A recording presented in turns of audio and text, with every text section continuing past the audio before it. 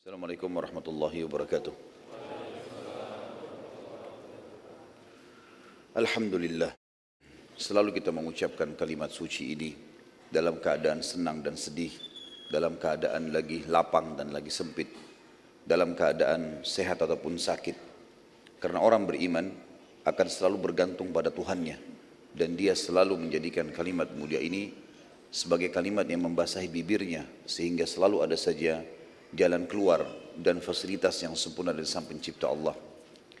Juga kita panjatkan salam hormat kita, salawat dan taslim yang telah diperintahkan oleh Sang Pencipta Allah agar diucapkan selalu setiap saat untuk manusia yang telah disempurnakan jalur nasabnya, fisiknya dan ilmunya, dan dinobatkan menjadi penutup para nabi dan rasul.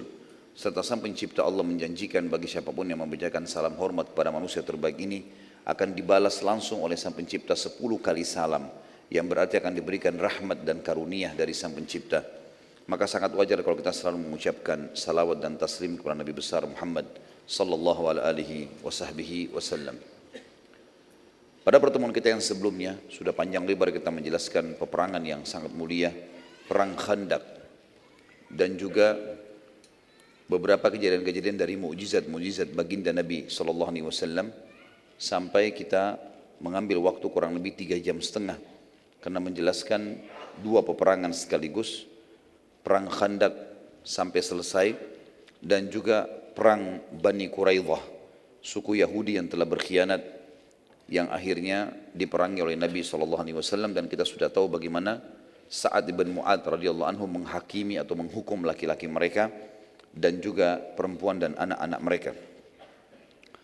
Tentu teman-teman sekalian, setelah selesai perang Khandaq ini, ada banyak sekali suku-suku Arab tadinya yang ikut partisipasi. Induknya adalah Quraisy, Sulaim dan Ghatafan. Juga dua suku Yahudi, Kainuqa dan Nadhir. Tetapi ada suku-suku lain juga, suku-suku kecil dari bangsa Arab ini yang ikut. Dan kita lihat setelah bubarnya perang Ahzab, selesainya pasukan Ahzab terbubarkan dengan hikmah Allah, dengan angin topan yang Allah kirim dengan musim dingin, dan juga masuk Islamnya Naim bin Mas'ud radhiyallahu anhu yang akhirnya memecah belahkan pasukan Ahzab sehingga mereka terkalahkan. Maka Nabi SAW bersabda dengan kalimat mulia, mulai hari ini Quraisy tidak akan pernah memerangi kita lagi, tapi kita yang akan memeranginya. Nabi SAW mengajarkan kepada kita sebuah hukum syariat yang penting sekali, yaitu menghukum orang-orang yang pernah menyerang muslimin. Selain daripada hukum syari yang sudah kita jelaskan juga pada pertemuan sebelumnya, kalau pengkhianat agama yang membahayakan muslimin, hukumnya dikisos, dipenggal, dibunuh. Ya. Sebagaimana Nabi SAW mendukung pendapat Sa'ad bin Mu'adz pada saat mengeluarkan hukum 700 pasukan perang suku Quraidah dibunuh. Kali ini kita akan bahas insya Allah ke depannya upaya Nabi SAW menghukum suku-suku Arab yang ikut partisipasi dalam perang Ahzab. Satu persatu oleh Nabi SAW diserang untuk menunjukkan kemuliaan Islam. Dan sudah kita titik beratkan juga pertemuan yang sebelumnya, kalau setiap orang muslim bergerak, berusaha, ya, maka pasti Allah SWT akan berkahi. Apalagi dalam membela agama Allah Sang Pencipta. Tidak usah melihat jumlah kita berapa, sesederhana apapun senjata kita, yang jelas Allah akan berikan kemenangan kalau kita ikhlas dalam membela agamanya. Dan itu kita sudah lihat dalam rentetan histori sejarah perang jihad dari zaman Nabi SAW sampai akhir jihad. Kapanpun itu terjadi, mungkin sampai menjelang hari kiamat, jumlah muslimin umumnya selalu lebih sedikit, senjata lebih sederhana, tapi Allah berikan kemenangan mereka justru karena keimanan mereka. Yang paling pertama, setelah kejadian perang Ahzab yang terjadi pada bulan Syawal, dan itu selesai di akhir bulan Zulhijjah, di akhir bulan Zulqa'dah, karena kan orang Quraisy mengepung Madinah itu 41 atau 43 hari, sekitar 1,5 bulan. Jadi mereka masuk di bulan Syawal, awal Syawal. Mereka pergi meninggalkan tempat itu kurang lebih di pertengahan Zulqa'dah. Di awal Zulhijjah, tahun 5 Hijriah, Nabi SAW mulai membentuk ekspedisi-ekspedisi yang akan menyerang orang-orang yang telah mengganggu muslimin dan masuk dalam kelompok Ahzab.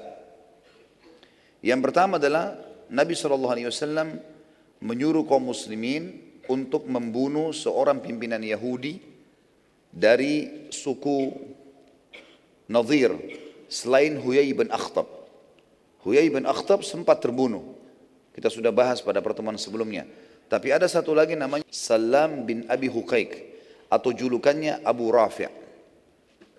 Orang ini termasuk otak bersama dengan sahabatnya Huyai bin Akhtab untuk membentuk pasukan Ahzab sehingga diseranglah Madinah pada saat itu.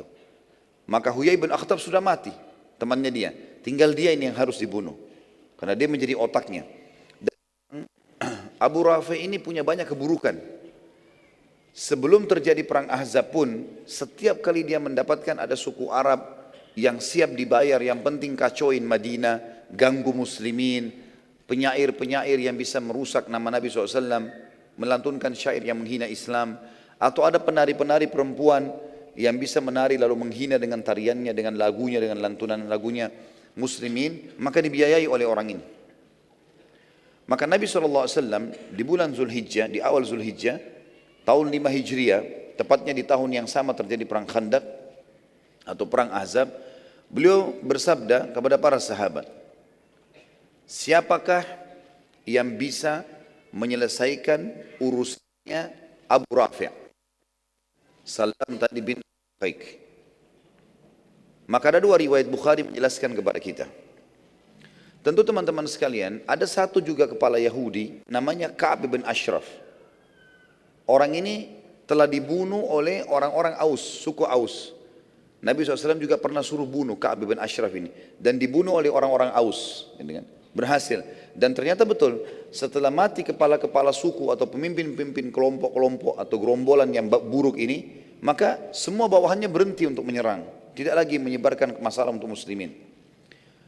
Karena yang bunuh Ka'ab bin Ashraf dan Nabi SAW puji orang-orang yang membunuh dari suku Aus, maka kali ini suku Khazraj.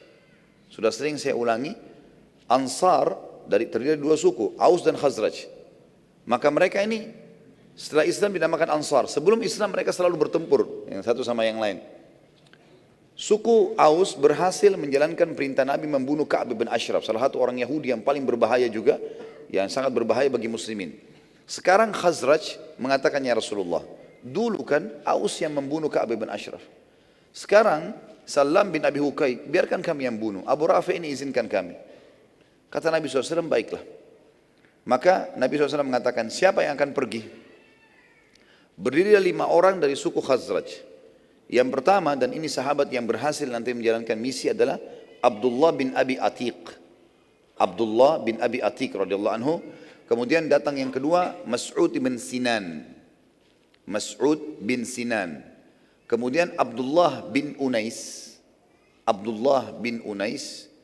Kemudian Abu Qatadah Al-Harith bin Rabi'. Abu Qatadah Al-Harith bin Rabi'. Nanti saya akan ulangi namanya. Kemudian ada satu orang bukan dari Khazraj tapi sekutunya Khazraj. Ada satu suku yang suku Arab ini sekutunya Khazraj. Satu orang dari mereka ikut namanya Khuza'ah atau Khuzai bin Aswad. Khuzai bin Aswad. Jadi 4 orang murni dari suku Khazraj, Abdullah bin Abi Atiq, kemudian Mas'ud bin Sinan, kemudian Abdullah bin Unais, kemudian Abu Qatadah Al-Harith bin Rabi'. Jadi 4 orang ini dari suku Khazraj, Abdullah bin Abi Atiq, Mas'ud bin Sinan, Abdullah bin Unais, dan Abu Qatadah Al-Harith bin Rabi'. Lalu didukung dengan satu orang sekutunya Khazraj bernama Khuza'ah atau Khuzai bin Aswad. Abdullah bin Abi Atiq ditunjuk oleh Nabi SAW untuk menjadi pimpinan ekspedisi ini.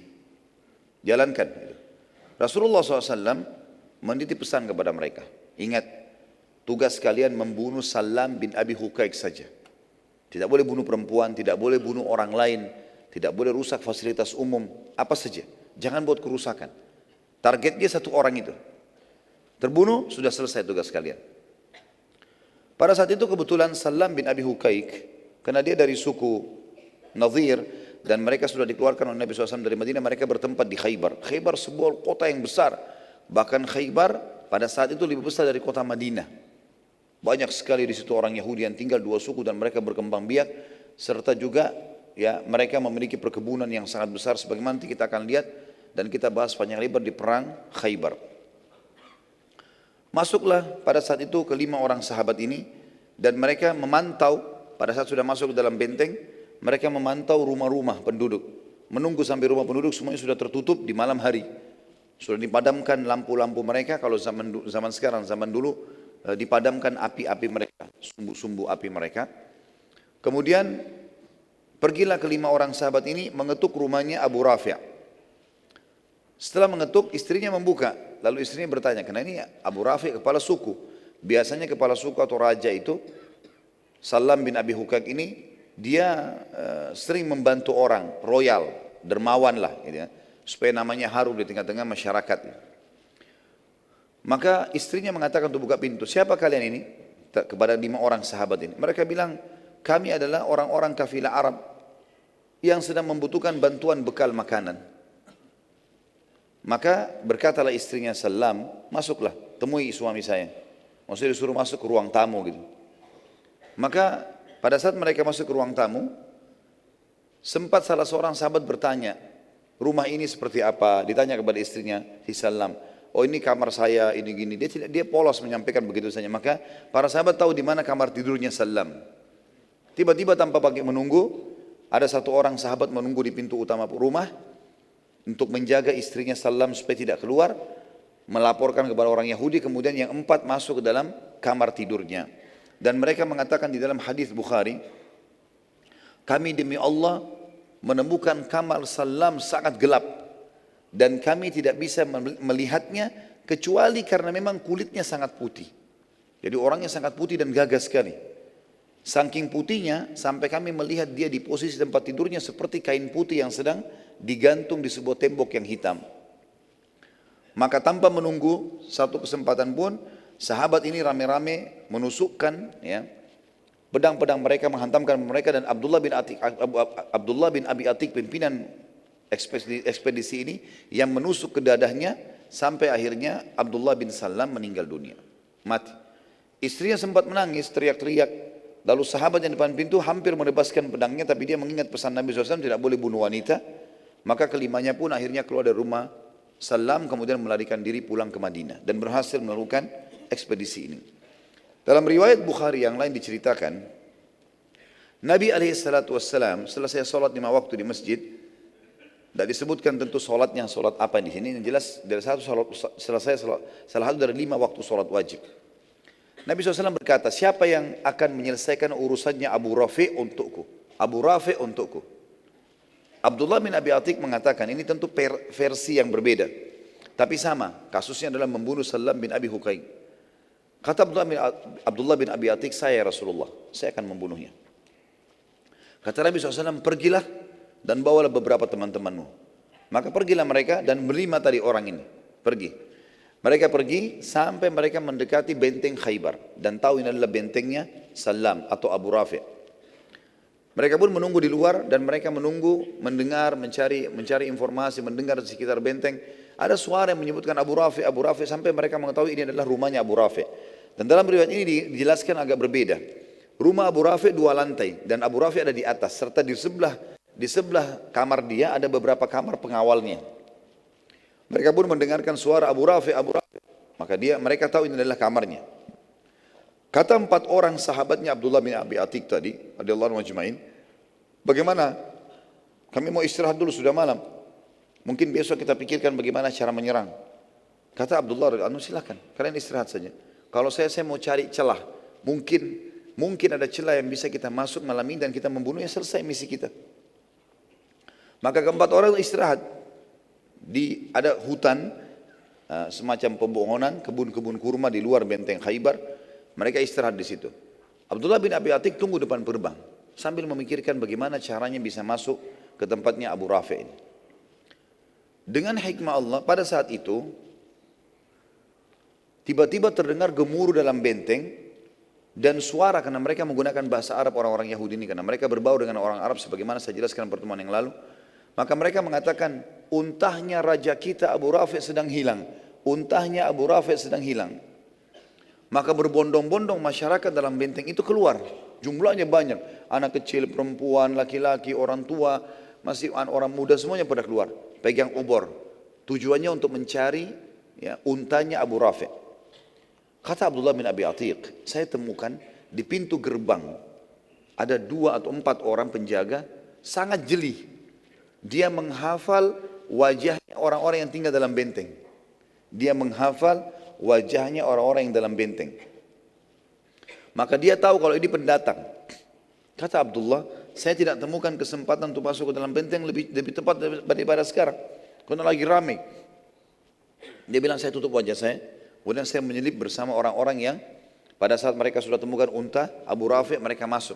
Lalu saya dengarkan di telinga saya di kiri kanan pintu gerbang ini, penjaga mengatakan, cepatlah, cepatlah, jangan ada penyelip yang masuk. Kata Abdullah, saya pun masuk. Begitu orang-orang pada masuk, saya temukan ada di dekat pintu gerbang kandang keledai. Dan hewan keledai ini, semoga Allah muliakan kita tentunya. Kandang keledai ini, teman-teman sekalian, dan saya bahasakan ini, semoga Allah muliakan. Kita kalau menyebutkan nama hewan, ya, tempat kotoran, kita lebih baik mengatakan semoga Allah memuliakan kita. Doa agar Allah SWT memuliakan tidak menjadi seperti tempat-tempat. Dan kita tahu keledai ini adalah hewan yang disebutkan dalam Al-Quran. Suaranya sangat mungkar. Ya. Dan haram dimakan kalau keledai yang hidup bersama manusia. Walaupun dia tidak bertaring. Maka yang terjadi teman-teman sekalian, kata Abdullah bin Abi Atiq, saya masuk ke kandang keledai. Dan keledai ini hewan yang sangat diam. Bahkan Allah SWT sebutkan juga dalam salah satu ayat yang lain, diberikan ibarat keledai itu, ya, kalau ada orang-orang yang pintar, orang yang belajar agama, tapi dia tidak mengamalkan ilmunya, seperti keledai yang memikul buku, maka tidak ada manfaatnya sama sekali. Yang jelas keledai ini, sifatnya salah satunya adalah dia tidak bergerak, dia tidak pusing. Ada siapa di sebelahnya, ada bahaya atau enggak, seperti itulah. Abdullah bin Abi Atiq mengatakan, tepat saya berada di sebelah keledai tersebut, sampai seluruh penduduk benteng sudah masuk, saya lihat sudah aman, sunyi, penjaga pun gerbang sudah mencantolkan ya, penutupnya. Mereka pun pergi istirahat karena setiap hari selalu mereka merasa aman. Tidak sangka kalau malam itu akan ada masalah. Kata Abdullah, setelah aman, tenang semuanya, saya biarkan beberapa saat lalu saya naik tangga. Kemudian saya masuk menuju ke arah yang tadi dianggap rumahnya Salam bin Abi Hukaik atau Abu Rafi' ini. Dia bilang, saya pun menutup pintu-pintu rumah-rumah yang di kamar-kamar di sekitarnya, pintu-pintu pengawal. Jadi pintunya mereka kalau mau pergi jauh biasanya ditaruh ada cantolan, digembokin gitu kan, ditutup. Kayak zaman sekarang, zaman sekarang sudah ada juga kunci ya. Zaman dulu juga begitu, mereka pasang besi, mereka cantol dan mereka gembokin. Yang jelas Abdullah mengatakan saya menutup semua ruangan-ruangan di sebelah ruangan Abu Rafi', lalu saya masuk. Saya temukan sangat gelap. Dan Ibnu Hajar rahimahullah dalam Fathul Bari Sahih, syarahnya Sahih Bukhari, mengatakan bahwasanya Abdullah bin Abi Atiq ini dalam terjemahan pribadinya memiliki mata yang rabun. Tapi orangnya sangat pemberani. Gitu kan? Di malam hari dia tidak bisa lihat, apalagi orang yang normal saja tidak bisa lihat, apalagi orang yang rabun. Kayak sekarang mungkin orang yang berkacamata, cuma zaman dulu kan tidak ada kacamata. Yang jelas Abdullah mengatakan saya masuk, saya buka pintunya gelap sekali. Saya nggak tahu di mana arahnya Salamin atau Abu Rafi'. Lalu saya menggunakan suara saya sambil mengatakan, Abu Rafi', di mana kamu? Abu Rafi' tahu suara-suara pengawalnya. Ini suara asing. Lalu dia mengatakan, siapa kamu? Tiba-tiba kata Abdullah, begitu saya dengar suaranya dari arah tertentu, saya ke sana, lalu saya tebaskan pedang saya. Lalu kemudian saya kembali ke pintu, karena gelap sekali. Di pintu minimal masih ada cahaya di langit. Ternyata Abu Rafi' belum mati. Masih keluar suaranya, kesakitan. Kata Abdullah, saya menggunakan kesempatan lagi, saya mengatakan, ada apa wahai Abu Rafi', dengan bahasa yang berbeda, dengan suara yang berbeda. Dia bilang. Maka Abu Rafi' mengatakan, ada orang yang berusaha bunuh saya. Kata Abdullah, begitu saya dengar suara di arah tertentu, saya kejar lagi, saya tebas lagi dengan pedang. Lalu saya ke pintu lagi. Ternyata Abu Rafi' belum mati. Dalam riwayat begitu. Lalu dia bilang, saya ubah lagi suara saya. Kenapa Abu Rafi', kenapa? Ada orang yang mau bunuh saya gitu. Tolonglah segera. Kata Abdullah, begitu saya tahu arah suara, saya ke sana, lalu saya tancapkan pedang di dadanya sampai saya dengar tulang belakangnya bunyi. Setelah itu dia bilang, saya pun memastikan kalau dia mati. Lalu saya keluar, karena sudah tidak ada suara. Dia bilang saya turun dari tangga. Waktu saya turun dari tangga, saking buru-burunya dan anak tangga turun itu kecil, saya sempat terjatuh dan tulang kering saya, tulang kering di depan betis itu patah dia bilang. Maka saya pun mengikatnya dengan imamah saya, lalu saya berjalan dengan satu kaki. Tadi sebelum dia naik tangga, pintu gerbang sempat dibuka sama dia dan dicantolin sedikit batu. Maka dia mudah sekarang buka lalu dia pergi. Begitu dia masuk ke tengah hutan, di tempat perkebunan, di perkebunan kurma, teman-temannya dibangunin sama dia, lalu bangun. Dia mengatakan, ada apa wahai Abdullah? Abdullah bin Abi Atik mengatakan, radhiyallahu anhu majma'in, Allah sudah membunuh musuhnya. Kata mereka, bagaimana ceritanya? Dia bilang, tadi ceritanya saya begini, saya masuk, saya seterusnya, terus ditidakkan dari awal sampai akhir. Lalu kata mereka, kalau begitu kita pulang ke Madinah malam ini, sampaikan kepada Nabi SAW. Kata Abdullah, dan ini sifat orang mukmin, dia ditugaskan, dia selesaikan. Kata dia, kalian baliklah kalau kalian mau balik. Tapi saya tidak akan balik sampai demi Allah saya pastikan musuh Allah ini mati.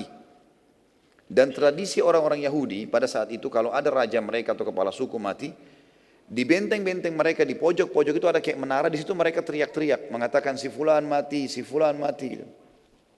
Datanglah ke rumahnya, ya, ada yang punya hak silakan diambil dan seterusnya. Maka pada saat itu dia bilang, saya menunggu sampai menjelang waktu subuh, saya sholat subuh dan mulai pada saat mulai agak terang, kata Abdullah bin Abi, teman-teman sudah pulang semua ke Madinah. Dia bilang begitu saya tiba pagi hari saya dengarkan orang-orang Yahudi di atas benteng sambil teriak mengatakan, ya, terimalah berita sedih karena Abu Rafi' raja kita sudah mati dibunuh orang entah siapa dan siapa yang punya hak silakan datang ke rumahnya, disebutkanlah seperti itu. Maka Abdullah mengatakan alhamdulillah saya sudah memastikan kalau tugas saya selesai. Maka dia bilang saya pun pulang ke Madinah menyusul teman-teman saya. Teman-temannya tunggu di pintu gerbang Madinah, ketemulah. Tentu Khaybar lumayan cukup jauh, butuh waktu lama. Begitu ketemu di pintu gerbang lalu mereka sama-sama masuk. Pada saat mereka bertemu dengan Nabi SAW menyampaikan berita gembira, begini ya Rasulullah ceritanya.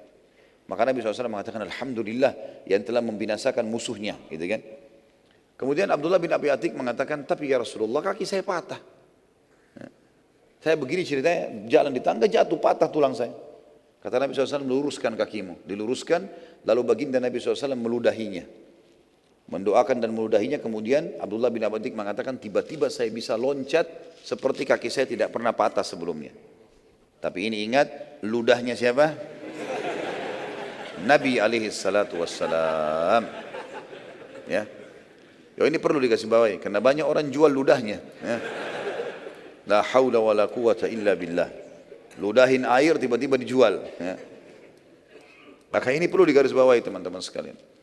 Dan ini kisah tentang ekspedisi tadi Abdullah bin Abi Atiq di bulan Zulhijjah tahun 5 Hijriah. Di bulan Muharram tahun 6 Hijriah, tepatnya 1 bulan setelah itu, Nabi SAW mengirim sahabatnya yang bernama Muhammad bin Maslamah radhiyallahu anhu. Dan sebenarnya Nabi SAW sekarang sudah targetnya Mekah ini. Targetnya sekarang sudah Mekah. Tapi sebelum menguasai Mekah dan menyerang Mekah, beliau ingin menyisir wilayah di sekitar situ. Semua nanti wilayah yang akan dilewati oleh Nabi SAW untuk ke Mekah itu sudah aman. Termasuk sekalian menghukum suku-suku Arab yang ikut-ikutan pada perang Ahzab. Setelah kematian Abu Rafi', Nabi SAW mengutus ekspedisi pertama lagi setelah perang Ahzab dan juga suku Quraidah yang dipimpin oleh Muhammad bin Maslamah, dan kekuatannya sebenarnya tidak besar, cuma 30 orang saja. Ekspedisi ini menuju ke wilayah Bani Qirtha di daerah Dariyah atau Dariyah. Ini di wilayah Najd, tepatnya di Bakarat, ya. Jarak Madinah kurang lebih jarak tempuh 7 malam perjalanan.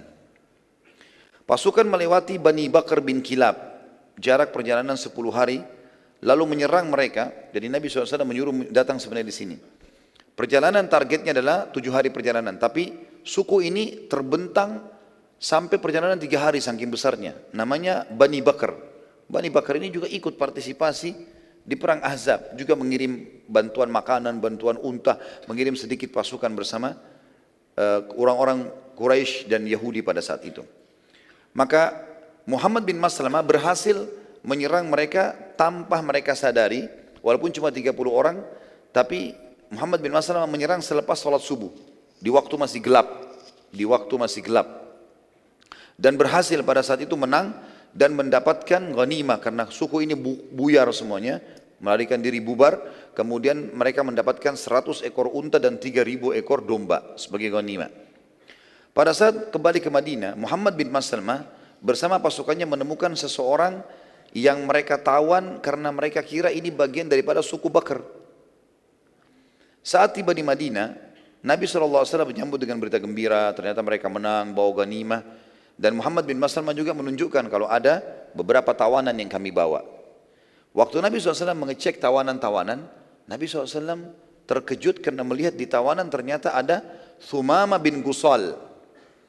Thumama bin Gusal ini teman-teman sekalian adalah orang tadi yang ditemukan oleh Muhammad bin Maslamah di jalanan. Tadinya dikirain dari suku Bakar, ternyata bukan, orang kebetulan lewat. Dia kepala sukunya suku Hanif atau suku Hanifah. Dan ini penguasa wilayah Yamamah. Ini ada kisahnya sendiri.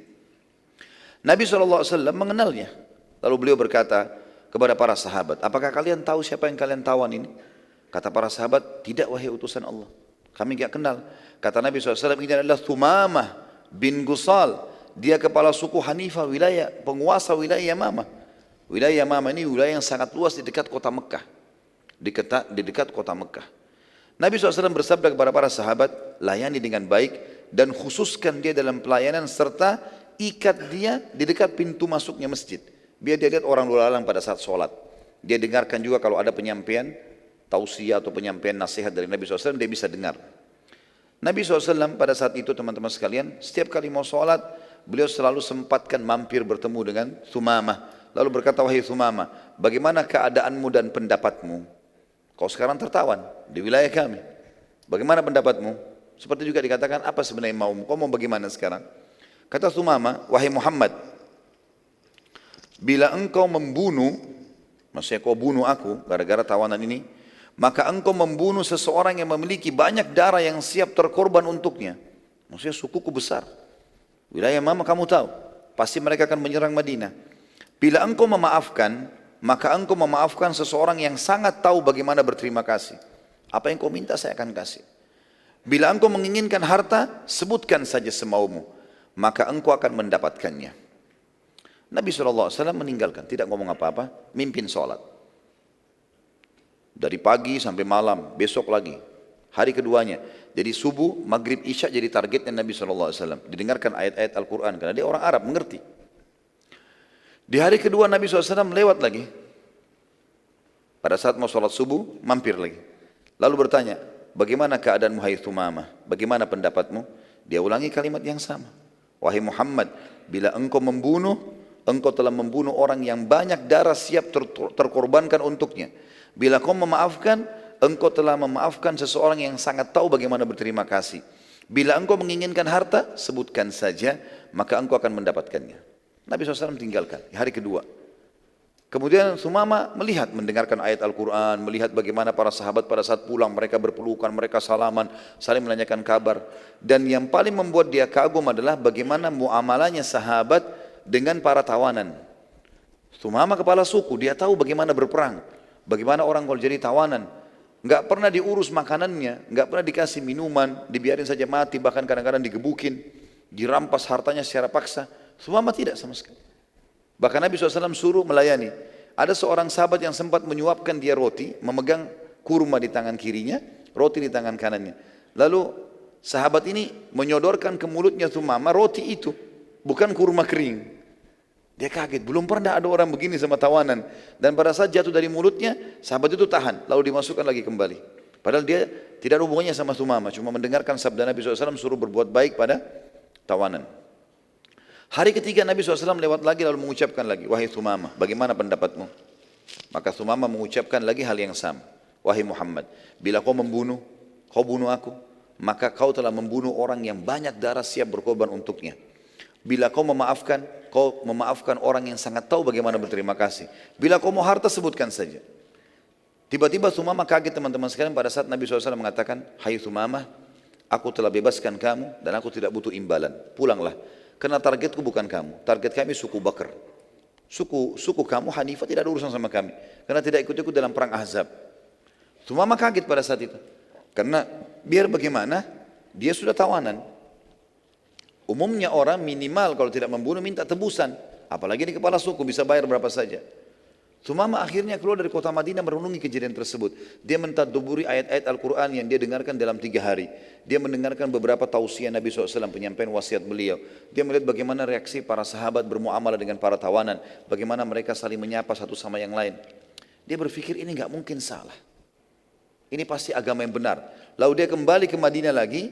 Kemudian dia mendatangi Nabi SAW. Dia mengatakan, hai Muhammad, bagaimana caranya untuk menganut agamamu? Kata Nabi SAW, ucapkan asyhadu an la ilaha illallah wa anna Muhammad Rasulullah. Sederhana, syahadat. Kata dia, demi Allah wahai Muhammad, saat aku tertawan di sini, tidak ada wajah yang lebih aku benci dari wajahmu, agama dari agamamu, dan negeri lebih dari negerimu. Dan sekarang aku ucapkan asyhadu an la ilaha illallah wa anna Muhammad Rasulullah. Demi Allah wahai utusan Allah, sekarang engkau orang yang paling aku cintai, agamamu adalah agama yang paling aku junjung, dan negerimu negeri yang paling aku rindukan. Aku sekarang akan balik ke kaumku, sarankan aku wahai utusan Allah. Apakah aku balik ke kaumku atau aku lanjutkan umrah yang telah aku niatkan sebelum tertawan? Jadi ternyata Sumama ini waktu ditawan oleh Muhammad bin Maslamah, dia lagi menuju ke Mekah mau umrah, tapi dengan tradisi jahiliyah, penyembah berhala gitu kan. Ditawan, tadinya Muhammad bin Maslamah mengira dia dari suku Bakar. Kata dia, apakah saya lanjutkan umrah atau saya kembali ke kaum saya? Ada pilihan lain, riwayatnya mengatakan, atau saya tinggal di sini belajar. Nabi SAW bersabda pada Sumama, lanjutkan saja umrahmu, tapi sesuai dengan tuntunan Islam. Lalu Sumama mulai bertanya, bagaimana tuntunan Islam? Diajarkanlah. Di antaranya talbiyah yang tidak boleh ditambah dengan talbiyah syirik. Labbaik Allahumma labbaik, labbaik la syarika lak labbaik, innal hamda wan ni'mata lakal mulk la syarika lak. Sampai situ. Ini adalah talbiyah sunnah yang sahih. Ini ajaran Nabi Ibrahim AS, ajaran Nabi Muhammad SAW. Tapi orang Quraisy menambahkan kalimat illa syarikan huwalak tamlikuhu wa ma malak. Gitu kan? Artinya, tambahannya tentunya ini, kecuali sekutu yang kau miliki. Kita kan kalau baca labbaik Allahumma labbaik, ya Allah aku jawab panggilanmu dengan santun. Labbaik la syarika lak labbaik, aku jawab panggilanmu dengan santun. Maksudnya ke umrah dan haji. Yani, tidak ada sekutu bagimu. Innal hamda wan ni'mata laka wal mulk. Segala puji-pujian untukmu, ya, kerajaan untukmu, semua nikmat milikmu. La syarika lak, tidak ada sekutu bagimu. Orang Quraisy menambah kalimat syirik, illa syarikan huwalak, kecuali sekutu yang kau miliki. Tamlikuhu wa ma malak, engkau menguasainya dan apa yang dia miliki. Ini kalimat syirik, enggak boleh. Nabi SAW meluruskan itu. Kemudian mengajarkan kepada dia tata cara solat, kewajiban di waktu solat, tata caranya, sebagian surah-surah pendek. Lalu Sumama akhirnya mengerti masalah itu.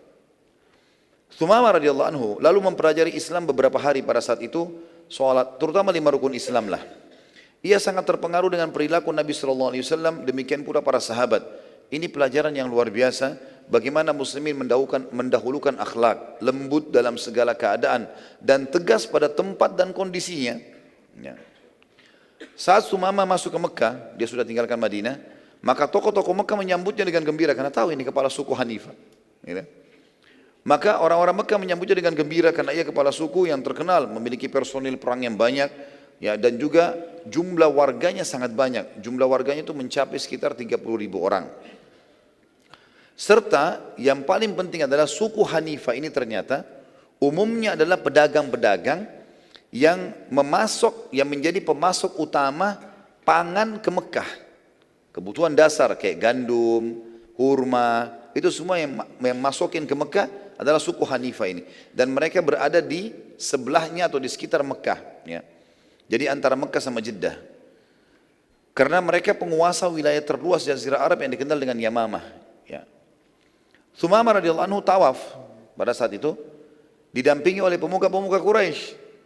Waktu talbiyah, Sumama mengucapkan labbaik Allahumma labbaik, labbaik la syarika lak labbaik, innal hamda wan ni'mata lak wal mulk la syarika lak. Berhenti, Sumama diam. Dan orang-orang Quraisy tahu selama 13 tahun muslimin di Mekah, pada saat mereka tawaf mereka melengkapkan ini. Mereka membaca sampai sini. Dan bedanya antara mereka dengan muslimin karena tidak ada tambahan kalimat terakhir illa syarikan huwalak tamliku wa malak. Maka orang-orang Quraisy, tokoh-tokoh Quraisy bertanya, "Hai Sumama, kenapa kau enggak lanjutkan talbiyahmu?" Maka Sumama, ya, pada saat itu menjawab, "Memang apa tambahannya?" Kata mereka, "Kan kau sudah tahu. Kenapa harus bertanya? Apa kau sudah menganut agamanya Muhammad dan meninggalkan nenek moyangmu juga? Maka kata Sumamah, ya, saya sudah masuk Islam. Asyhadu an la ilaha illallah wa anna Muhammad Rasulullah. Tiba-tiba pemuka Quraisy marah. Ditawan Sumamah ini. Ditawan, diikat, tawan. Suku Hanifah mengetahui berita kalau kepala sukunya ditahan nih. Maka mereka pun datang mengunjungi Sumamah di Mekah. Lalu Sumamah memerintahkan mereka untuk memboikot asopan pangan semuanya ke Mekah. Maka sukunya pun mengikutinya. Walaupun sebenarnya sukunya dalam keadaan kafir, sama dengan Quraisy. Belum masuk Islam, mereka belum tahu itu. Beberapa hari saja, semua asopan gandum, kurma, segala macam nggak ada yang bisa masuk ke Mekah. Karena ditahan. Dan pasukan Bani Hanifah menahan juga suku-suku Arab lain untuk masuk ke Mekah. Dalam hitungan 4-5 hari saja sudah kehabisan pangan mereka. Kehidupan mereka makan roti, tepung, gandum. Ini nggak bisa sama sekali. Maka akhirnya mereka pun datang kepada Sumamah dan meminta maaf dan janji akan melepaskan Sumamah. Tapi perhatikan teman-teman sekalian, orang subhanallah yang masuk Islam ikhlas karena Allah. Apa yang dilakukan Sumamah radhiyallahu anhu dengan keimanannya waktu itu, walaupun baru masuk Islam beberapa hari, dia bilang, saya akan memaafkan kalian, tapi dengan syarat. Kalian harus minta izin kepada Nabi SAW. Hubungi Madinah dulu. Kalau Muhammad, Nabi SAW izinkan saya melepaskan pangan lagi masuk, saya akan lepaskan. Kalau enggak bakalan. Orang-orang Quraisy jadi kaget ini. Gimana sekarang? Terhina sekali. Mereka harus hubungi Madinah untuk supaya ini masuk lagi asopan. Dan luar biasa bagaimana Allah menolong agamanya hanya dengan satu orang ini. Gitu kan. Maka akhirnya terpaksa orang-orang Quraisy mengirim seseorang di sana datang kemudian menyampaikan tentang kejadian Sumamah bin Gusal. Lalu Nabi SAW tersenyum sambil mengatakan, baiklah, kalau begitu saya lepaskan. Gitu kan. Sebelumnya tentu ada Abu Sufyan yang datang. Jadi orang Quraisy utus Abu Sufyan langsung, kepala suku mereka, datang ke Madinah. Abu Sufyan datang. Yang tadinya ini pemimpin perang Ahzab nih. Ya. Sekarang dia datang, dia masuk ke Madinah, dia izin baik-baik. Lalu dia mengatakan, aku memohon padamu hai Muhammad, berbuat baiklah pada kaum kerabat dan sukumu. Izinkan suku Hanifah membuka pemboikotan mereka pada Mekah. Akhirnya Nabi SAW mengizinkan dan pada saat itu tersebarlah berita satu jazirah Arab kalau Quraisy ternyata memohon dari Nabi SAW dan muslimin juga kota Madinah agar mendapatkan makanan mereka dan ekonomi mereka sekarang berada di tangan kaum muslimin. Berada di tangan kaum muslimin. InsyaAllah sebentar kita lanjutkan lagi dengan lanjutannya ada perang suku As'ad. Allahu a'lam. Subhanakallahumma bihamdika asyhadu an la ilaha illa anta astaghfiruka wa atubu ilaik. Wassalamualaikum warahmatullahi wabarakatuh.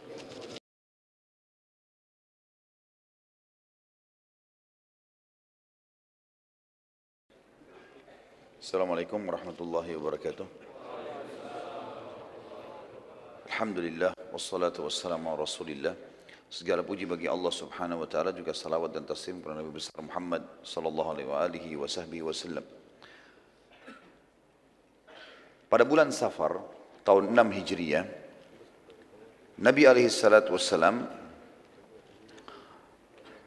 mengutus beberapa sahabat untuk menyerang suku As'ad. Dan suku As'ad ini termasuk salah satu suku yang bergabung di pasukan Ahzab. Dan pimpinan mereka bernama Tuwalaihah bin Khuwailid al-Uzdi. Nabi SAW sempat mengutus kepada mereka 40 pasukan kuda dan memilih Uqasha bin Muhsin radhiyallahu anhu agar memerangi mereka. Tentu Uqasha bin Muhsin terkenal dengan keterampilan menunggangi kuda dan pedangnya, dan dia sering dijadikan oleh Nabi SAW pemimpin dalam peperangan. Dan dialah yang sempat hadis yang masyhur waktu Nabi SAW mengatakan 70.000 dari umatku masuk surga tanpa hisab. Lalu kemudian Uqasha mengatakan, doakan saya termasuk salah satu 70.000 itu ya Rasulullah. Kata Nabi SAW, kau termasuk dari 70.000 itu. Dan ada sahabat lain yang mengatakannya, Rasulullah doakan saya juga, kata Nabi, kau telah didahului oleh Uqasha. Uqasha bin Muhsin radhiyallahu anhu pergi 40 orang. Hal ini Nabi SAW memilih dia karena Uqasha sendiri dari suku As'ad. Ini sukunya dia, tapi sukunya tidak masuk Islam tentunya. Maka pada saat tiba di sana dia sangat tahu seluk-beluknya dan akhirnya dia mengatur strategi perang. Dan ternyata Uqasha berhasil dengan kelihayannya radhiyallahu anhu menyerang suku As'ad. Dan waktu dia menyerang, setelah sholat subuh ternyata di pemukiman kosong. Dan yang ada cuma 10 orang. Dan 10 orang ini berhasil ditawan oleh Ukasha. Ya. Ternyata sudah kosong, tidak ada lagi harta, tidak ada lagi orang, semuanya sudah kosong. Ini semua disebabkan karena suku As'ad telah mendengar kalau muslimin sudah mulai menghukum siapapun yang ikut di perang Ahzab. Karena mereka ketakutan, akhirnya mereka melarikan diri dari pemukiman mereka. Dan mereka buat pemukiman di tempat lain, tapi Allahu alam di mana. Yang jelas salah satu dari tawanan dari 10 itu mengatakan, wahai Ukasha, mau enggak saya menunjukkan kepadamu di mana hartanya suku As'ad. Tapi dengan syarat, kamu lepaskan saya, bebaskan saya. Kata Ukasha, baiklah. Akhirnya jalanlah pasukan muslimin 40 orang ini dengan tawanan tersebut. 10 orang, salah satunya ikut. Semua 10 ikut, tapi yang satu ini di depan menunjukkan jalan. Karena terlalu jauh masuk ke padang pasir ke dalam. Maka Ukasha jadi khawatir. Jangan sampai orang ini menipu. Lalu dia kemudian kembali mengancam si tawanannya mengatakan, jujurlah atau kepalamu akan aku penggal. Maka orang itu pun mengatakan, percayalah, saya tidak berdusta dan buktikan sendiri. Akhirnya teman-teman sekalian, betul-betul mereka tiba di sebuah lembah, ada gunung besar, dan di belakang gunung itu ada lembah yang agak curam, agak dalam, dan kata dia, di belakang inilah semua harta kami letakkan. Waktu Ukasha ke sana betul-betul ditemukan ternyata betul lembah itu penuh dengan unta, kambing, kemudian harta-harta mereka banyak ditimbun di situ dan suku mereka melarikan diri jauh dari tempat itu.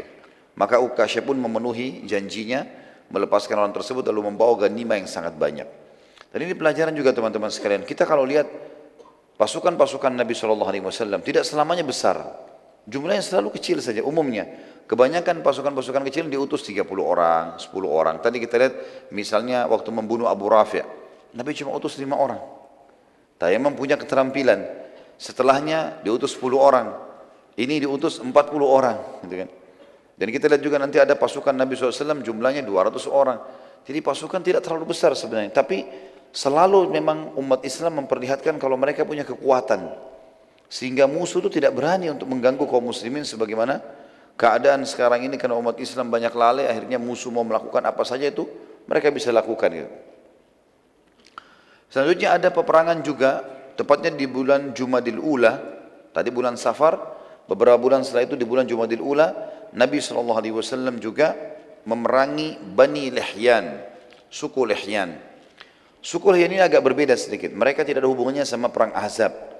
Tapi kalau teman-teman ingat, pelajaran kita di bulan yang lalu, ada penjelasan tentang beberapa suku dari Lihyan ini datang pura-pura masuk Islam di Madinah, kemudian mereka meminta beberapa sahabat Nabi penghafal Quran diminta diantar ke sukunya. Ternyata pada saat tiba di wilayah dekat Quraisy, mereka berkhianat. Mereka menjual sahabat ini ya, kepada suku-suku yang akhirnya menjual lagi sahabat ini ke orang-orang Quraisy. Dan akhirnya ada 6 orang sahabat yang terbunuh pada saat itu. Suku Lihyan ini diantaranya salah satunya Asim. Ya, kalau masih ingat ada kisah Asim radhiyallahu anhu, orang yang pernah dijanjikan oleh keturunannya Bani Abdiddar, ada satu perempuan di Mekah yang mengatakan siapa yang bisa membunuh Asim, karena dia membunuh beberapa orang yang memegang bendera Quraisy di perang Uhud. Maka saya akan bersihkan batoknya lalu kemudian saya akan isikan dengan emas. Ya, kurang lebih seperti itulah. Yang jelas suku Bani Lihyan ini yang menjadi pengkhianat tadi. Nabi SAW pada saat itu membawa 200 pasukan personil pada saat itu dan ini dikatakan gazwah. Kalau tadi sebelumnya sariyah. Kalau masih ingat istilah-istilah ini tentu teman-teman sekalian, sariyah adalah pasukan 3 orang sampai kurang lebih 100 atau 200 orang diistilahkan dengan sariyah. Dan ini umumnya Nabi SAW tidak ikut. Tapi kalau Nabi SAW ikut, walaupun jumlahnya sedikit, dinamakan gazwah. Kalau pasukan besar, Nabi tidak ikut, lebih dari 1000 orang, 500 orang, namanya ma'rakah. Ibnu Qayyim rahimahullah menceritakan, Rasulullah SAW menuju ke Bani Lihyan 6 bulan setelah perang Bani Quraidah. Kurang lebih 6 bulan setelah perang Bani Quraidah. Ya. Yang kita sudah sebutkan perang Bani Quraidah sebelumnya. Rasulullah SAW hendak menyerang Bani Lihyan dengan membawa 200 personel pasukan dan beliau memimpin sendiri, makanya dinamakan Ghazwah. Dan wilayah yang beliau tuju, beliau iklankan akan menyerang negeri Syam. Padahal Nabi SAW tidak menginginkan negeri Syam. Ini salah satu strategi perang Nabi SAW. Beliau mengiklankan wilayah tertentu, tapi beliau tidak berbohong. Betul-betul beliau menuju ke wilayah itu. Tapi kemudian beliau dari sana mengatur strategi untuk menyerang musuh yang jadi target. Pada saat itu Nabi SAW mengamanahkan kota Madinah agar menjadi pemimpin pengganti beliau Abdullah bin Ummi Maktum radhiyallahu anhu. Tepatnya tiba di sebuah lembah namanya Guran. Dan sekarang ini di pemerintahan Saudi namanya wilayah Khulais. Kurang lebih jaraknya 87 km dari kota Madinah. Salah satu lembah yang terdekat dengan wilayah Lihyan. Lembah tersebut terletak antara Amaj dan Usfan, tempat beberapa sahabat yang sempat gugur karena pengkhianatan. Karena itu Nabi SAW sempat mampir dan mendoakan mereka, para sahabat tadi, dan memohon ampun dan rahmat untuk mereka. Bani Lihyan mengetahui kedatangan Nabi SAW dengan mata-mata mereka, maka mereka melarikan diri ke puncak-puncak gunung, dan Nabi SAW pada saat masuk ke pemikiran mereka tidak menemukan satu orang pun. Dan gunung jauh di padang pasir, mereka melarikan diri. Maka Nabi SAW sempat tinggal selama 2 hari di tempat mereka untuk menunjukkan kekuatan kaum muslimin, walaupun hanya 200 personil. Dan waktu itu Bani Lihyan memiliki personil ribuan orang, tapi mereka semua melarikan diri. Nabi SAW waktu itu sempat mengutus beberapa sahabat mencari tahu, mengejar Bani Lihyan, namun tidak menemukan satupun di antara mereka. Nabi SAW lalu menuju ke wilayah Usfan dan mengutus 10 personel kuda dari 200 itu, dipimpin oleh Abu Bakar radhiyallahu anhu, untuk masuk ke perkampungan Ghanim namanya. Ini untuk memantau berita Quraisy, sudah dekat dengan wilayah Mekah. Jadi sudah dekat sekali dengan Mekah. Lalu Nabi SAW kembali ke Madinah setelah menduduki tempat tersebut selama 14 hari. Dan ini disebutkan oleh Ibnu Qayyim rahimahullah dalam buku beliau Hadil Ma'ad fi Hadi Khairil Mi'ad. Ini di jilid 3 halaman 276.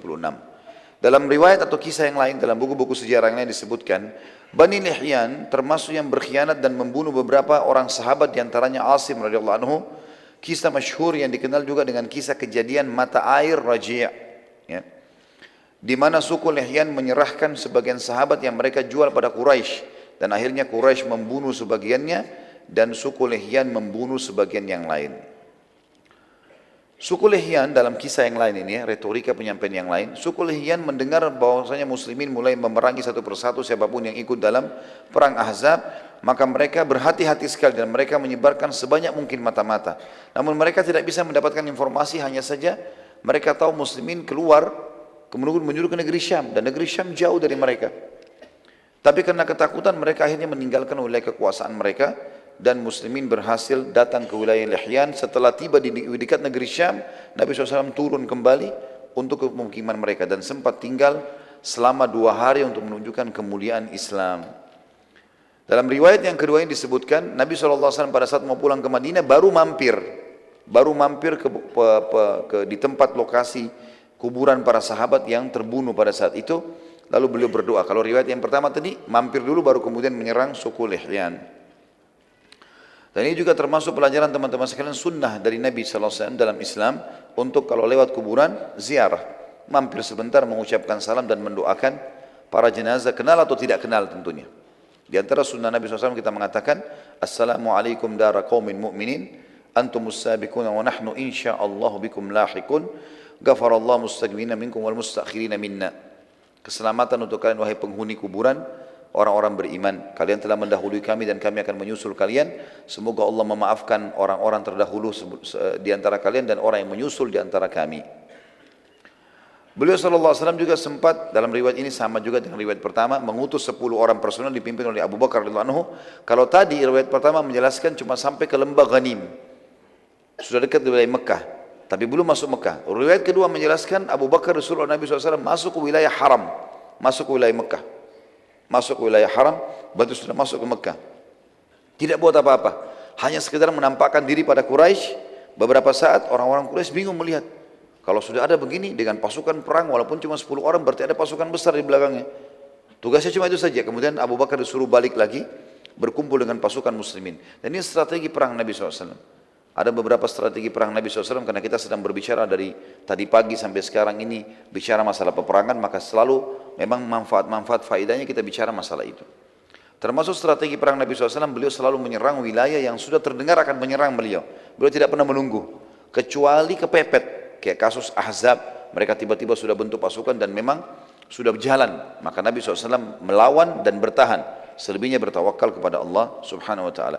Juga beliau selalu mengutus pasukan-pasukan kecil menakut-nakuti musuh, yang dikenal dengan Sariyah. 6 orang, 10 orang, 20 orang, ini paling banyak Nabi SAW kirim. Selalu aktif dalam masalah militer ini untuk mengintai, memata-matai, melihat, ya, membela kebenaran dan seterusnya. Dan itu terjadi tentu sampai zaman-zaman khilafah Islamnya dulu, mereka sangat kuat dari sisi militer. Tentu tidak mengganggu wilayah orang, tapi tentu punya persiapan yang mapan untuk membela agama Allah. Waktu itu tersebar berita, karena pasukan 10 orang Abu Bakar sempat masuk wilayah haram kemudian pulang, kalau muslimin sudah menyerang Mekah. Dan muslimin yang beberapa waktu lalu sempat dikepung di Ahzab dengan pasukan Ahzab, sekarang malah mereka yang keluar menyerang dan menghukum siapapun yang ikut. Padahal jumlahnya cuma 200 orang personel. Tapi Nabi SAW sini memperbaiki nama baiknya muslimin yang tadinya dikepung 10.000 orang, walaupun dianggap Quraisy kalah karena tidak bisa menembus Madinah, tapi beliau ingin tidak mau orang-orang lain tamak lagi melakukan perbuatan yang sama. Maka beliau mengutus pasukan untuk menghukum suku-suku ini. Dan semuanya rata-rata kalah dengan pasukan muslimin. Pada saat balik ke Madinah, Nabi SAW sempat mampir ke sebuah tempat namanya Rabwah. Rabwah sebuah wilayah, kurang lebih 80 km dari kota Mekah. Dan pada saat itu beliau menghampiri sebuah kuburan yang sangat tua. Dan kata Abu Bakar dan Umar radhiyallahu anhuma, kami melihat Nabi SAW menangis terisak-isak, yang belum pernah kami lihat beliau menangis seperti itu kecuali pada saat melihat jenazahnya pamannya Hamzah di Uhud. Maka kami pun bertanya, ya Rasulullah, kuburan siapa ini? Lalu Nabi SAW menjawab mengatakan, ini kuburan ibuku, sesungguhnya aku telah meminta kepada Allah agar menziarahi kuburan ibuku dan aku diizinkan, dan aku memohon ampun untuk ibuku dan Allah tidak mengizinkannya. Selanjutnya ada juga gazwa yang lain, adalah gazwa Dzikird. Perang ini teman-teman sekalian tertuju untuk menyerang suku Ghatafan. Ghatafan kalau masih ingat, kalau teman-teman yang ikut tadi bahasan kita di pagi, perang Khandak atau perang Ahzab, ada beberapa induk-induk suku yang memang paling besar personilnya. Di antaranya Ghatafan, ada Quraisy 4.000, Ghatafan 4.000, dan ada 10.000 personil, berarti ada 2.000 lagi sisanya dari suku-suku Arab kecil-kecil dan orang-orang Yahudi, Qainuqa dan Nadhir. Nabi SAW waktu itu mengingatkan muslimin tentang pemimpin Ghatafan yang bernama Uyainah bin Muhsin. Uyainah bin Muhsin sempat waktu perang Khandak kemarin, ya, yang kemarin beberapa bulan lalu terjadi di Madinah, kan Nabi sempat negosiasi sama Uyainah. Kalau masih ingat tadi pagi kan saya jelaskan, maka negosiasi, pulang saja kamu, jangan ikut perang-perang sama Ahzab, kami akan kasih kamu 1/4 hasil Madinah. Nggak mau dia, dalam setahun kamu ambil 1/4 hasil Madinah, nggak mau, negosiasi sampai setengah. Tapi karena waktu sudah setuju dengan setengah, Nabi SAW serahkan kepada Sa'ad ibn Mu'ad dan Sa'ad ibn Ubadah radhiyallahu anhuma, dua pimpinan Madinah, Ansar. Kalau mereka setuju, kalau kalian setuju silahkan berikan. Tapi ternyata keduanya menolak dan menanyakan, ya Rasulullah, apakah ini wahyu atau hanya keinginan anda pribadi atau strategi perang? Kata Nabi SAW, tentunya ini bukan wahyu, ini juga bukan keinginan saya karena saya tidak mau. Kemudian beliau mengatakan ini hanya strategi perang.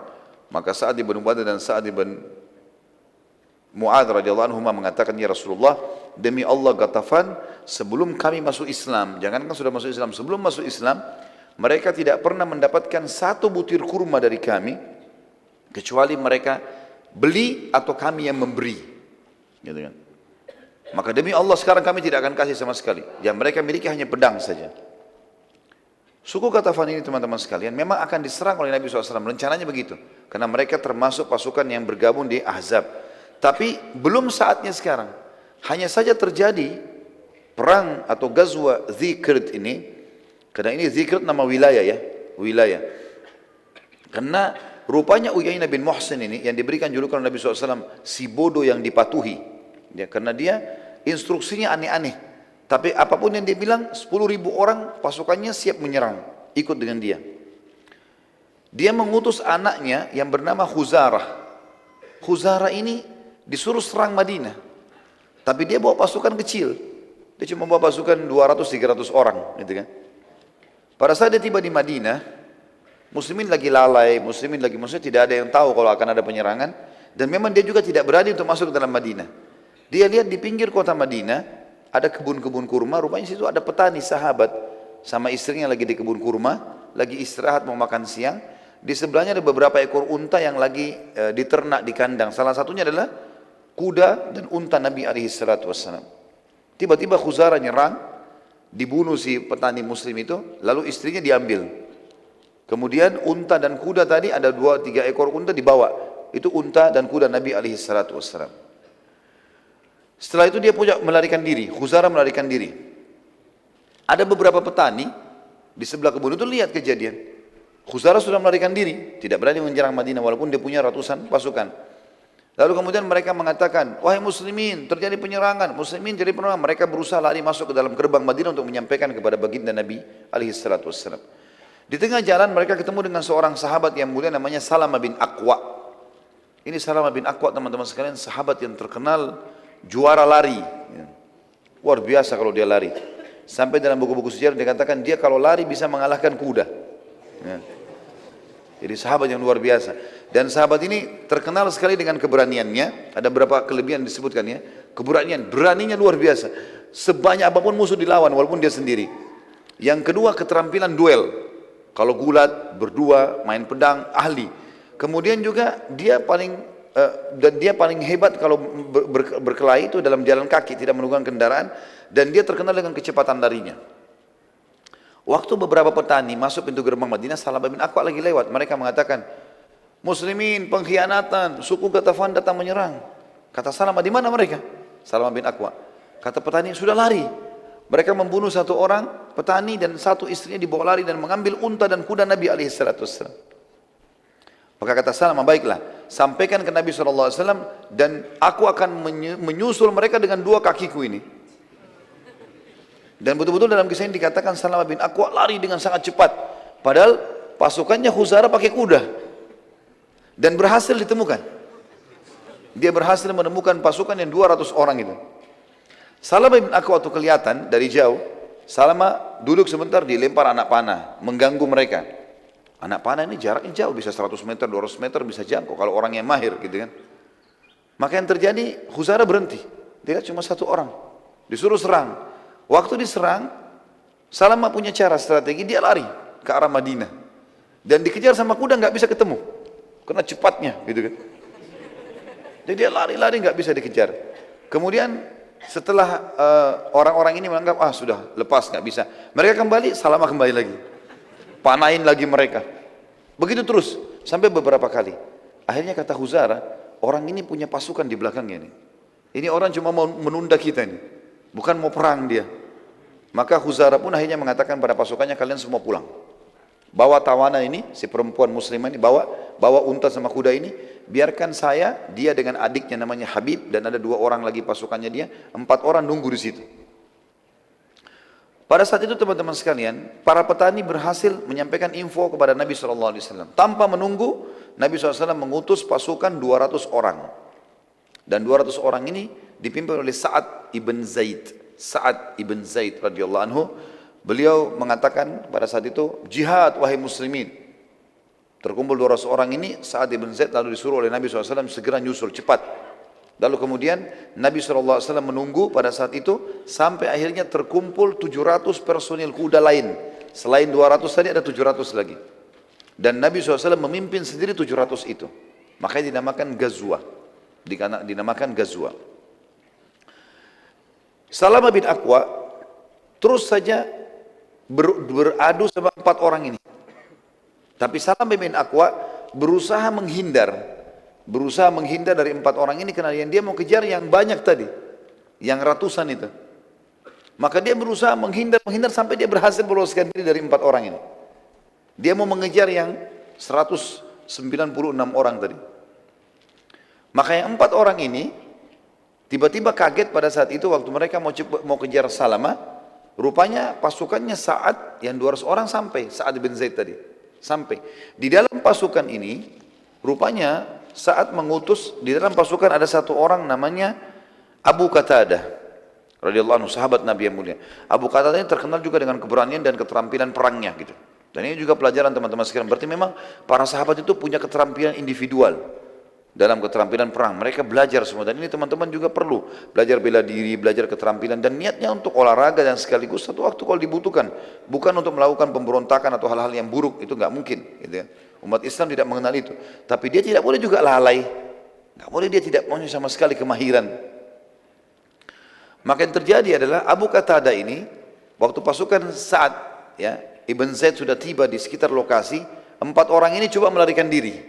Abu Qatadah minta izin sama Sa'ad, saya mau kejar 4 orang ini. Kata Sa'ad, silakan kejar. Maka dikejar sama dia, diserang. Serangan ini 1 orang lawan 4 berhasil ditemukan. Waktu mereka mau kejar 4 orang ini, mau kejar Salamah bin Aqwa, tidak ketemu, maka ketemu dengan Abu Qatadah. Terbunuhlah Habib, ya, anaknya Uyainah bin Muhsin. Jadi ada 2 anaknya, Khuzarah dengan Habib. Habib terbunuh. Khuzarah dan 2 orang temannya berhasil lari, pulang, lari ke pemukiman mereka. Waktu itu Abu Qatadah mau mengejar 3 orang ini, tapi ini ada korbannya dia, ada Habib. Habib ini pakai baju kerajaan karena dia anak raja, anaknya Uyainah bin Muhsin, kudanya bagus. Dan dalam Islam kalau orang berhasil duel dan mengalahkan seseorang, berarti apa yang dimiliki kan jadi haknya dia. Tapi Abu Qatadah tidak mau kehilangan 3 orang itu. Maka dia pun membuka jubahnya lalu dipakein di atas badannya Habib yang jadi korban, yang sedang dibaringkan di atas kuda gitu. Waktu itu Abu Qatadah coba mengejar. Ternyata pasukan Sa'ad tiba. Pasukan Sa'ad tiba, bersamaan juga enggak lama kemudian datang pasukan Nabi SAW. Terkumpullah 900 pasukan muslimin. Orang-orang muslim melihat pada saat itu dari jauh, melihat, oh ini bajunya Abu Qatadah. Berarti Abu Qatadah mati. Kata Nabi SAW, bukan. Ini bukan Abu Qatadah, tapi ini adalah Habib. Sebagaimana wahyu sampaikan, korbannya Abu Qatadah. Dan ini adalah milik dia. Dia sengaja meletakkan jubahnya supaya diketahui kalau ini adalah korban dia. Maka akhirnya Nabi SAW pun ya menyatakan pada satu pasukan untuk kembali karena masih dekat dengan Madinah. Sempat Salamah bin Aqwa kembali, ya, Abu Qatadah juga kembali ketemu dengan Nabi SAW. Lalu Salamah mengatakan, ya Rasulullah, kirimkan bersamaku 100 orang saja. Aku pilih, aku akan kejar mereka ya Rasulullah. Kata Nabi SAW, tidak bisa hai Salamah. Sungguh mereka telah tiba di tempat mereka sebelum kau mendapatkannya. Jadi ada wahyu menyampaikan tidak bisa. Dan ini juga kejelian Nabi SAW karena beliau tahu di suku Ghatafan sangat jauh dari Madinah dan mereka punya 10.000 personil. Nggak mungkin dikalahkan dengan 100 orang. Maka beliau sekarang mengajak para sahabat untuk kembali ke Madinah. Ngatur strategi perang yang lain. Karena Ghatafan belum jadi target sekarang. Belum jadi target. Penutupan dalam perang atau Ghazwa Zikird ini, ada seorang sahabiat tadi, masih ingat istrinya petani yang diambil jadi tawanan. Tibalah di suku Ghatafan. Sahabat ini punya cerita sendiri. Dia bilang waktu tiba di situ malam hari, suku Ghatafan semuanya pada istirahat. Saya melihat unta Nabi SAW. Ada unta Nabi di situ. Maka saya pun naik di atas unta Nabi. Lalu saya berdoa kepada Allah, ya Allah, aku tidak tahu jalan menuju ke Madinah. Dan aku sedang ditawan oleh musuh-musuhmu. Maka tuntunlah unta ini agar sampai ke Madinah. Kata wanita ini, saya pun naik di atasnya tanpa melihat jalan ke depan. Malam hari, jalan sendiri. Tiba-tiba saja di pagi hari, waktu terang matahari sudah sampai di pintu gerbang Madinah. Gitu. Dengan kuasa Allah, Allah selamatkan dia. Maka setelah sampai ke Madinah, dia mengatakan, bila Allah, waktu sebelum sampai di Madinah lagi perjalanan, dia mengatakan, bila Allah menyelamatkanku, maka aku akan menyembelih unta ini untuk Allah. Sampai di Madinah, perempuan ini sampai langsung masjid Nabi SAW dan menyampaikan, ya Rasulullah, begini kejadiannya. Dan Alhamdulillah Allah selamatkan saya. Tapi saya punya nazar ya Rasulullah. Kalau saya selamat, saya mau sembelih unta ini. Kata Nabi SAW, sungguh buruk balasanmu untuk unta ini. Dengan izin Allah dia telah menyelamatkanmu, lalu engkau menyembelihnya. Dari sisi lain, bagaimana bisa engkau menadarkan sesuatu sementara engkau tidak memilikinya? Ini untaku, ini bukan unta kamu. Bagaimana kau nadar mau sembelih? Gitu kan? Akhirnya dari sini juga keluar sebuah hukum syar'i dalam buku fikih kita, tidak boleh bernadar kepada hal yang bukan dimiliki. Kalau saya sembuh penyakit, saya mau sedekahin buahnya tetangga. Tidak boleh. Bukan punya dia. Bagaimana caranya? Jadi ini hukum syar'i karena seperti perempuan ini tadi lakukan. Kemudian selanjutnya ada ekspedisi Dzi Khussah, ya. Dipimpin oleh Muhammad bin Maslamah, Dzi Khussah, ya. Menuju ke pemukiman suku Tha'labah, dan juga suku Tha'labah ini termasuk orang yang partisipasi dalam perang Ahzab. Nabi SAW mengirim pasukan kecil yang dipimpin oleh Muhammad bin Maslamah, jumlahnya mereka 10 orang saja, untuk mengetahui keadaan suku Tha'labah. Namun ternyata suku Tha'labah ini, teman-teman sekalian, telah mempersiapkan diri dan mereka sudah berjaga-jaga jauh dari wilayah mereka, karena mereka sudah dengar Nabi SAW sudah menghukum orang-orang yang ikut dalam perang Ahzab. Muhammad bin Maslamah waktu itu radhiyallahu anhu dan teman-temannya, karena cuma 10 orang, tidak menyangka kalau pasukan suku Tha'labah telah siaga, sehingga mereka masih santai saja karena masih jauh dari wilayah suku Tha'labah. Kurang lebih perjalanan masih 1-2 hari sampai ke sana. Itu suku Tha'labah rupanya sudah kirim mata-matanya ke sana. Dan diletakkan di tempat itu 100 orang dari suku Tha'labah. Maka waktu suku Tha'labah melihat Muhammad bin Maslamah dan mengetahui ini adalah pasukan muslimin walaupun 10 orang, maka tiba-tiba mereka menyerang, dan semua yang bersama Muhammad bin Maslamah mati, terbunuh 9 orang, dan Muhammad bin Maslamah sendiri yang sempat selamat. Itu pun Muhammad bin Maslamah radhiyallahu anhu terluka parah. Dan Muhammad bin Maslamah menceritakan, aku menutup kedua kelopak mataku seakan-akan aku adalah orang yang sudah meninggal dunia. Ya. Kemudian mereka pun berusaha menendang, menusukin dengan pedang, memastikan kalau semua sudah mati. Maka terdengarlah suara mereka mengatakan, mereka sudah mati, lalu mereka meninggalkan. Kata Muhammad bin Maslamah, teman-temanku semua sudah mati, terbunuh, mati syahid, kecuali aku yang masih luka parah. Aku terus menutup mataku karena khawatir jangan sampai mereka masih melihat. Karena luka parah, gak bisa melawan. 100 orang gitu. Maka pada saat itu pun dia mengatakan, tiba-tiba aku mendengar ada suara kuda yang mendekat, dan aku terus menutup mataku sampai aku mendengarkan dia mengatakan, inna lillahi wa inna ilaihi raji'un. Maka Muhammad bin Maslamah membuka matanya sambil mengatakan, wahai muslim, aku masih hidup maka tolonglah aku. Ternyata dia adalah seorang muslim yang mau datang menuju ke Madinah untuk bertemu dengan Nabi SAW. Saat Nabi SAW mengetahui persiapan suku Tha'labah, maka beliau SAW mengutus pasukan besar akhirnya, yang dipimpin oleh Abu Ubaidah bin Jarrah radhiyallahu anhu, dan akhirnya Abu Ubaidah menyerang mereka suku Tha'labah sampai ke pemukimannya dan berhasil memporak-porandakan mereka, yang akhirnya mereka dikalahkan. Dan Abu Ubaidah bin Jarrah sempat menawan seseorang yang akhirnya setelah tiba di Madinah ia pun masuk Islam. Orang itu masuk Islam dan dia membawa banyak sekali ghanimah.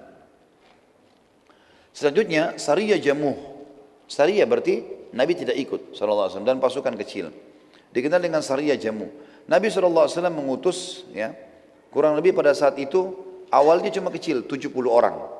Setelahnya Nabi SAW membentuk pasukan yang besar, sekalian dilengkapkan jadi 700 orang. Awalnya kata ulama sejarah menjadi Sariyah dan akhirnya menjadi sebuah pasukan. Dikenal dengan Sariyah Jamuh karena awalnya cuma 70 orang. Dipimpin oleh Zaid bin Harithah radhiyallahu anhu. Zaid bin Harithah adalah mantan anak angkat Nabi SAW, karena sudah tidak lagi istilah itu setelah dilarang oleh Allah Subhanahu wa taala untuk menjadi anak angkat Nabi alaihi salatu wassalam. Ia tujuannya untuk menyerang suku Sulaim. Saya sudah jelaskan juga, saya ulangi kembali, suku-suku yang besar bergabung di Ahzab adalah Quraisy, Ghatafan, Sulaim, kemudian Nadhir dan Qainuqa. Nadhir dan Qainuqa suku Yahudi. Tujuannya menyerang suku Sulaim dan yang ikut partisipasi dalam perang Ahzab, dan mereka melarikan diri. Sisa-sisa suku yang terlibat ada di sekitar suku Sulaim juga sekalian diserang oleh Zaid bin Harithah dan berhasil mengalahkan mereka. Pada saat itu Nabi SAW mengikuti keadaan suku-suku Arab yang hidup saling menyerang. Pada saat itu Nabi SAW mengikuti keadaan suku-suku Arab yang hidup saling menyerang dan merebut kekuasaan satu sama yang lain. Setelah itu Nabi SAW mendakwahi mereka. Dan Nabi SAW pada saat mengirim pasukan ini, beliau sekalian menitip pesan kepada Zaid bin Harithah, serang kalau ada suku-suku yang juga ikut, yang kecil-kecil yang ikut, serang semuanya di sekitar situ. Setelah dikalahkan tadi suku Sulaim ini, yang lainnya juga pada dikalahkan. Dan Nabi SAW mengatakan, dan perhatikan, Kalau ada suku-suku Arab di situ yang tidak ikut Ahzab, tapi kerja mereka selalu hidup dari peperangan, maka ajak mereka damai, lalu dakwakan Islam kepada mereka. Dan ini Zaid bin Harithah berhasil menjalankan misinya. Kemudian ada Hamlat Ishq. Hamlat Ishq. Ya. Ishq, teman-teman sekalian, sebuah wilayah yang dipenuhi dengan kebun-kebun luas dan padat, dan sangat cocok bagi yang mau menyembunyikan diri. Diistilahkan dengan Ishq. Pasukan yang dipimpin oleh Zaid bin Harithah dengan jumlah 150 personil, tujuannya adalah kafilah dagang Quraisy. Jadi setelah Zaid bin Harithah balik ke Madinah, Nabi SAW utus lagi kembali. Tapi sekali ini bukan lagi dengan 700 orang, tapi dengan 150 orang saja. Tujuannya untuk menahan kafilah Quraisy yang lewat di wilayah Ishq. Ishq ini ada dari negeri Syam menuju ke Mekah, lewati Madinah, di antara Madinah sama negeri Syam. Sebuah wilayah yang rindang sekali, karena di situ ada lembah. Lembah itu sering menampung air hujan. Jadi kalau ada hujan sering menampung, jadi ada mata-mata air, sehingga membuat banyak pohon-pohon tumbuh di situ. Dikenal dengan wilayah Ishq. Pada saat itu teman-teman sekalian, Zaid bin Harithah tujuannya diutus Nabi SAW untuk menahan kafilah Quraisy. Pada saat itu berhasil, kafilah Quraisy lewat diserang oleh Zaid bin Harithah, dan berhasil mengambil kafilah tersebut dan menawan seseorang yang bernama Abul As. Siapa Abul As ini? Ini adalah anak mantu Nabi SAW. Suaminya Zainab radhiyallahu anha. Abul As. Jadi waktu Nabi SAW diutus jadi Nabi di Mekah, anak-anak beliau semua mengikrarkan syahadat, mengikrarkan Islamnya, ya, mengikrarkan kenabian ayahnya. Ya. Maksud saya di sini mengikrarkan kenabian ayahnya. Ya. Maka pada saat itu teman-teman sekalian, satu-satunya kerabat Nabi, maksudnya yang merupakan anak mantu beliau, yang tidak masuk Islam adalah Abul As. Maka Nabi SAW pisahkan dengan Zainab. Dipisahkan. Dan ini sebuah hukum syar'i. Kalau wanita muslimah, nggak boleh sama sekali sentuh oleh laki-laki kafir. Walaupun dasarnya tadinya suami istri. Maka harus dipisahkan terlebih dahulu sampai suaminya masuk Islam. Gitu kan? Hukum syar'inya begitu. Terjadi pada anak Nabi SAW Zainab. Karena Abul As tidak mau masuk Islam, maka Nabi pisahkan. Tapi masih status suami istri. Dipisahkan dalam kata tidak boleh berhubungan biologis di sini. Pada saat Nabi SAW bertakbir untuk sholat, karena dibawa Abul As ini dibawa ke Madinah. Rupanya Abul As ini tahu kalau Zainab ada, dan Zainab belum menikah dengan muslimin. Walaupun sudah sekian tahun pisah. Kan sekarang kasusnya sudah tahun ke-6 Hijriah. Berarti sudah 6 tahun hijrah. Kasus dakwanya Nabi SAW di Mekah 13 tahun. Di awal Islam, tahun pertama masa kenabian, jadi 13 tahun di Mekah, tahun pertamanya Abul As sudah tidak mau masuk Islam. Berarti Abul As sudah pisah sama Zainab lama sekali nih. 13 tahun di Mekah, tambah lagi 6 tahun di Madinah ini. Gitu kan? Sudah lama sekali, belasan tahun. Abul As tahu informasi kalau Zainab belum menikah. Maka dia pun mengirim informasi, minta tolong kepada muslim yang sedang menawannya, menjaganya. Sampaikan kepada Zainab salam saya, dan tolong ya tebus saya. Minta supaya Zainab tebus. Dalam sebuah riwayat Bukhari dijelaskan Nabi SAW pada saat ya, sholat subuh dan seluruh sahabat ikut sholat bertakbir, tiba-tiba saja saya selesai sholat, ada suara dari saf perempuan, suaranya Zainab. Zainab mengatakan, sungguh aku telah melindungi Abul As. Sungguh aku telah melindungi Abul As. Selesai salam, Nabi SAW tanya para sahabat, apakah kalian dengar apa yang tadi saya dengarkan? Kata mereka, iya ya Rasulullah. Kata Nabi SAW, demi Allah aku benar-benar tidak tahu menahu masalah tersebut. Saya tidak tahu ini kalau dalam pasukan tadi dalam tawanan itu ada Abul As. Saya juga tidak tahu kalau anak saya Zainab mau minta melindungi mantan suaminya ini. Gitu kan.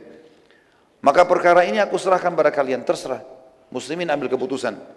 Serentak seluruh sahabat berkata, sebagai penghormatan pada anda wahai utusan Allah, kami menghormati Zainab. Dan karena itu kami bebaskan Abul As. Para sahabat pun akhirnya membebaskan Abul As. Dan serentak para sahabat juga sepakat membebaskan semua tawanan sebagai penghormatan pada kedudukan Abul As yang masih statusnya anak mantu Nabi cuma dalam keadaan kafir. Saat Abul As melihat kemuliaan akhlak para sahabat, bukan cuma dia yang dibebasin, tawanan bisa dibunuh setiap saat. Bukan cuma dia, tapi teman-temannya semua dibebaskan karena justru memuliakan dia. Maka ia pun pamit pulang ke Mekah kepada Nabi SAW. Tentu dia belum kembali sama Zainab ini. Dalam keadaan kafir. Kemudian dia kembali ke Mekah, lalu dia kembalikan semua amanah yang dititipkan sama dia. Jadi rupanya setelah Nabi SAW tinggalkan Mekah, yang dipercaya oleh penduduk Mekah adalah Abul As, anak mantu Nabi SAW ini. Berikanlah amanah-amanah, karena dulu Nabi SAW tempat penitipan harta-hartanya orang-orang Mekah. Maka Abul As mengembalikan semua seraya dia berkata, apakah masih ada hak kalian padaku, hai penduduk Mekah, hai Quraisy, penduduk Mekah, ya, yang mengamanahkan harta kepada Abul As berkata, sudah semua, dan kami selalu menemukanmu jujur dan juga menjaga amanah. Abul As berkata, ketahuilah wahai penduduk Mekah, asyhadu an la ilaha illallah wa anna Muhammad Rasulullah. Akhirnya Abul As masuk Islam pada saat itu. Kemudian dia kembali ke Madinah, dan kemudian dia menyampaikan kepada Nabi SAW. Nabi SAW lalu dia mengatakan lagi, ya Rasulullah, saya sudah masuk Islam, asyhadu an la ilaha illallah wa anna Muhammad Rasulullah. Dan pada saat itu Nabi SAW mengembalikan Abul As dengan Zainab. Spontan, langsung jadi suami istri. Enggak melalui akad nikah lagi. Dan ini juga keluar sebuah hukum syar'i. Sebuah hukum syar'i di mana memang, ya, kalau orang dalam kondisi seperti ini, suaminya kafir, maka mereka dipisahkan secara biologis. Tapi kalau suami sudah masuk Islam, maka disatukan lagi walaupun sudah berlalu beberapa tahun. Tentu secara hukum syar'i, si muslimah ini, kalau seandainya terpisahkan oleh suaminya, ya, dan dia mau menikah dengan laki-laki muslim, ada syarat, ada hukum syar'inya juga. Terjadi beberapa sahabiat-sahabiat Nabi dari Mekah yang hijrah ke Madinah, suaminya mereka dalam kondisi kafir. Karena yang hijrah dari Mekah kan ada yang laki-lakinya muslim, istrinya tetap kafir, seperti Abdurrahman bin Auf radhiyallahu anhu. Istrinya nggak mau masuk Islam, dia ke Madinah lalu dia menikah sama wanita Ansar. Ada juga penduduk Mekah aslinya, penduduk Mekah asli perempuan masuk Islam, suaminya nggak mau, lalu mereka hijrah ke Madinah. Allah Subhanahu wa taala melarang mengembalikan mereka ke suami-suami mereka. Setelah mereka suaminya seperti menyampaikan isu yang tidak benar, mengatakan Muhammad telah merebut istri-istri kami. Tapi firman Allah turun melarang, tidak boleh mukminah dikembalikan kepada laki-laki musyrik, haram buat mereka itu, nggak boleh sama sekali.